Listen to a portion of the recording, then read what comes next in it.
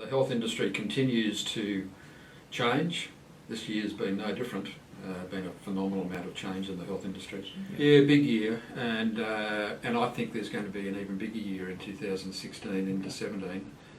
The government have been undertaking a number of reviews that APHA has of course been actively contributing to. Whether it's the mental health review, whether it's the primary healthcare review, whether it's the MBS item number review, whether it's the Federation reform paper, whether it's the consultations around changes to private health insurance regulations. These are all going to be quite significant in their in the effect that it'll have on the health industry. Health will always be at the forefront in the political game, and it's important that we're aware of all those issues and actively contributing. And thanks to the association, we've been doing it very actively. Well, of course, thanks to Lisa Renshaw and her work in social media, we hosted the first Mayo in Oz conference in Brisbane earlier this year, which was a great highlight for APHA. And I think it's great that we're so actively engaged, thanks to Lisa and the team, around social media, which is becoming an increasingly important issue. So that was certainly a highlight.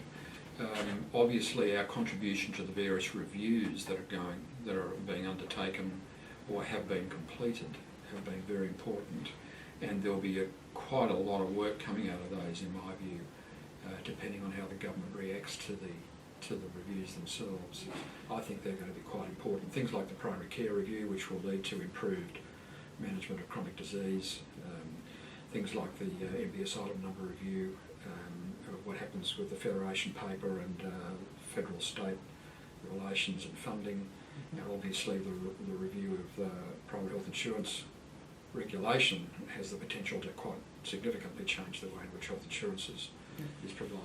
We've also been involved with Catholic Healthcare in putting out an important survey for the private hospitals right across the industry. It's Catholic and non-Catholic, and I think that's another important piece that for us to make sure we get the facts very clearly on the table as to how important the private hospitals are in this industry for training, to allow us to be well positioned moving forward with gaining additional funding in that space.